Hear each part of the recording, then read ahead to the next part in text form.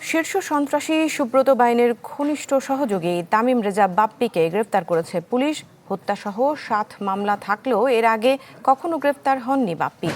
এছাড়া তার বিরুদ্ধে 2003 সালে মালিবাগে 2 পুলিশ হত্যার জড়িত থাকার অভিযোগ রয়েছে। 2025 সালের 27 মে শীর্ষ সন্ত্রাসী সুব্রত বাইনকে গ্রেপ্তার করে সেনাবাহিনী। সে সময় গ্রেপ্তার করা হয় তার ঘনিষ্ঠ সহযোগী মোল্লা মাসুদ, শুটার আরাফাত ও শরীফকে। 24-এর 5 আগস্টের পর আধিপত্যের দ্বন্দ্বে একের পর এক হত্যাকাণ্ডে নাম আসতে থাকে আন্ডারওয়ার্ল্ড সদস্যদের। এসব ঘটনায় বেশ কয়েকজন গ্রেপ্তার হলেও ধরাছোঁয়ার বাইরে তালিকাভুক্ত সন্ত্রাসীরা।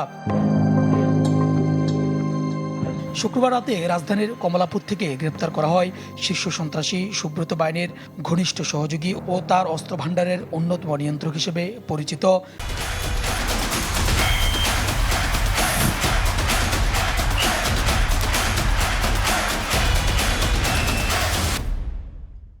তামিম রেজা বাপ্পিকে।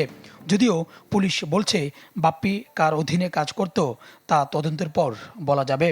বাপ্পির অফিসে তাদের এই যে শুটিং ইনসিডেন্ট বা বিভিন্ন চাঁদাবাজির যে সমস্ত ঘটনাগুলি ঘটিয়েছে, মানে তাদের অস্ত্র আছে, তাদের সহযোগীকে তারা কার আন্ডারে কাজ করতেছে, এগুলি আমরা বিস্তারিত তদন্ত করে দেখতেছি।